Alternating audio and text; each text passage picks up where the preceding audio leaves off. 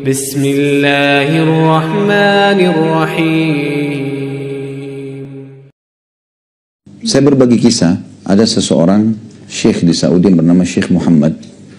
Beliau seorang ulama besar sekarang di Saudi, termasuk Hay'a Kibar Ulama. Beliau bercerita, ada temannya, seorang ulama juga di Madinah. Maka temannya ini punya dua anak perempuan, dua-duanya sudah menikah. Tapi yang jadi inti bahasan adalah anak keduanya dari orang Madinah ini. Syekh Muhammad cerita tentang temannya gitu. Rupanya anak keduanya ini dilamar oleh seorang pengusaha besar di Saudi, kaya raya terkenal, punya wibawa, dikenal di sukunya, di negara seluruh Saudi dikenal, di Timur Tengah pun dikenal. Kelihatannya orangnya, performanya baik gitu. Ternyata setelah menikah, yang terjadi adalah si anak orang syekh dari Madinah ini, kebetulan dua anak perempuannya, yang pertama sudah menikah dan bahagia, yang kedua ini yang ada masalah. Dan ini adalah lebih salihah, lebih baik daripada kakaknya sebenarnya. Dia coba menahan masalah rumah tangganya, dia tidak ceritakan pada ayahnya, akhirnya dia ceritakan, dia sampaikan, ayah, cobaan Allah pada saya ini, laki-laki yang menikahi saya tidak seperti yang anda sangka. Tidak berlalu 2 hari kecuali pasti mukul. Pasti mukul dan sangat menyakitkan. Kalau bukan karena iman saya dan menjaga nama baik anda, saya sudah cerai. Lalu kemudian ayahnya perempuan ini nasihati anak mantunya. Rupanya iya gitu ya. Kayak tidak dihiraukan saja. Karena dia punya wibawa, dia orang kaya raya. Dia nggak peduli cerai pun nggak penting buat dia. Nggak masalah. Maka kata Syekh Muhammad, temannya ini ulama juga datang kepada dia. Dia bilang, Syekh Muhammad, saya sudah sering konsultasi dan diskusi sama anda. Dan saya malu karena banyaknya sering bicara. Kata Syekh Muhammad, tidak usah malu. Silahkan, sampaikan saja. Kita saudara muslim bisa saling berbagi. Maka dia pun menyampaikan. Dan ini kata para ulama, kalau kita mau berkeluh kesah, menyampaikan, bukan keluh kesah kepada Allah. Tapi kalau kita mau dapatkan, bermusyawarah dan nanya sebuah hukum, larinya kepada alim. Orang lain nggak usah. Gitu. Karena tidak ada solusi. Kalau kita hanya bicara kepada orang tua, kita juga takutnya malah jadi masalah, beban buat mereka. Gitu kan. Walaupun kisah ini si anak perempuan menyampaikan kepada ayahnya. Tapi Syekh Muhammad mengatakan silakan. Karena dia tahu, dia bilang saya akan jawab sesuai dengan ilmu yang saya miliki. Dia silakan cerita. Dia ceritalah tentang anaknya itu. Kata Syekh Muhammad, kalau anda menunggu jawaban dari saya, maka saya yakin pendapat saya tidak jauh dari pendapat anda. Kita sama-sama manusia. Akan sama. Dalil yang saya sampaikan pun anda sudah tahu. Sabar misalnya atau apa. Sama. Mau nggak saya kasih solusi yang pasti dapat jalan keluar? Oh iya, pasti saja. Anda dari Madinah, Mekah dekat sekali. Datang kepada rumah Allah di sana. Umrah, niat khusus berdoa untuk masalah itu. Supaya anak mantunya dikasih hidayah. Berhenti memukul anaknya dan rumah tangganya bahagia. Kata temannya ini, saya nggak pernah berpikir itu sebelumnya. Baiklah, terjadi hari Rabu waktu itu. Hari Kamis besoknya, pas malam Jumat, dia beli pesawat jam 3 subuh. Penerbangan pertama. Dari Madinah ke Jeddah, Jeddahnya masuk ke Mekah gitu. Dia beli tiket pesawat sama istrinya. Ini cerita tuh 20 tahun yang lalu masih belum ada handphone. Jadi orang cuma telepon dari rumah ke rumah seperti dulu kita pernah alami lah. Dan jelas dia sebelum berangkat dia tinggalkan nomor telepon hotel yang dia mau datangin di Mekah untuk kedua anak perempuannya. Kalau ada apa-apa silahkan ditelepon. Dia berangkatlah sama istrinya. Dia bilang saya masuk Mekah.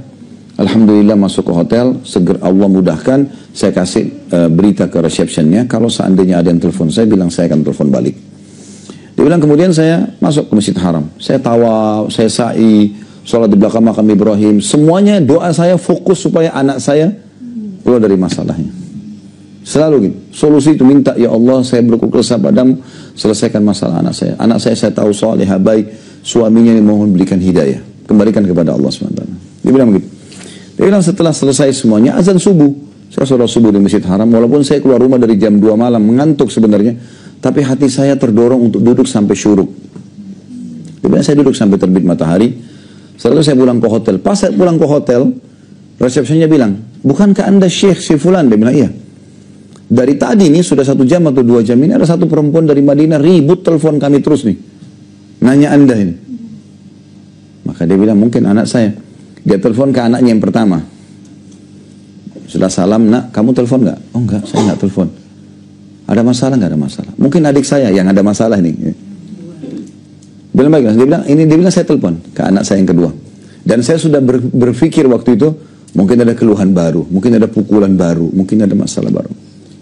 Dia bilang begitu diangkat sama anak saya, setelah jawab salam sudah mengatakan, ayah, entah ilham Allah dari mana nih, sudah 1 atau 2 jam ini, suami saya menangis di depan saya nih.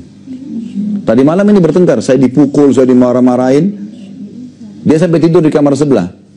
Sudah 1 atau 2 jam ini entah kenapa dia datang ke saya minta maaf. Dan mengatakan memang kamu wanita baik, saya yang buruk, saya minta maaf, saya akan perbaiki. Sampai sekarang saya telepon nih, dia sama Anda, dia masih menangis di depan saya nih. Dia niat memperbaiki ke depan. Cuma Bapak Ibu sekalian, dalam berkeluh kesah pada Allah, kita harus ikuti dengan keyakinan. Kadang-kadang kita ikuti dengan keraguan. Ragu ini mengurangi kualitas doa kita. Gitu loh.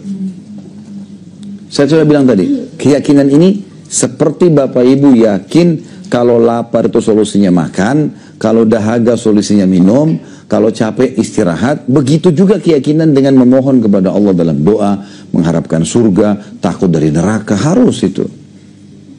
Itu sudah sunnatullah, mestinya begitu. Ya.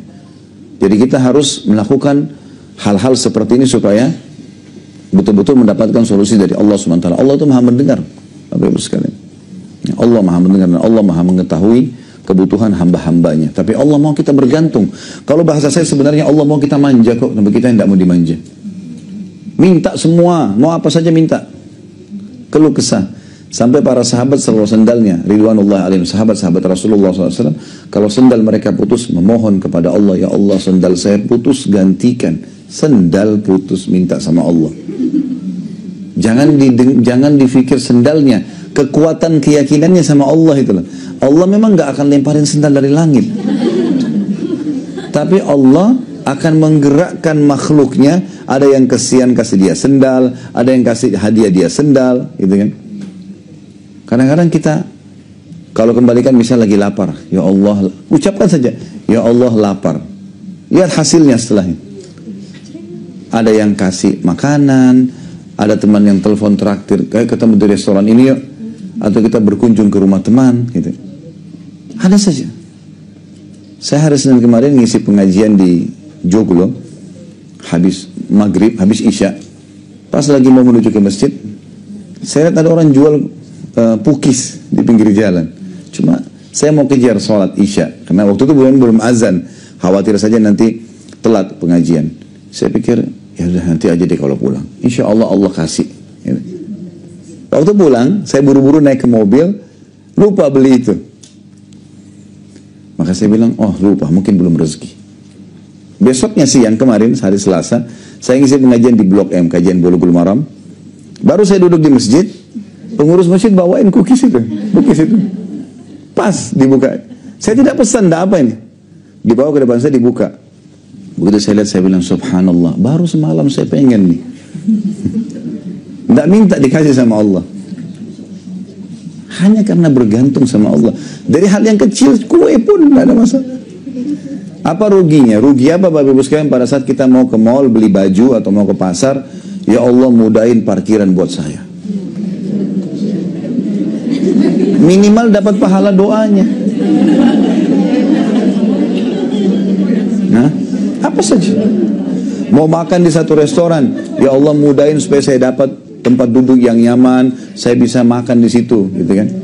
Siapa tahu pas mau tutup Allah masih tunda, tidak ditutup aja, kita masih bisa dapat. Nah kita kurang sekali ketergantungan sama Allah yang seperti ini.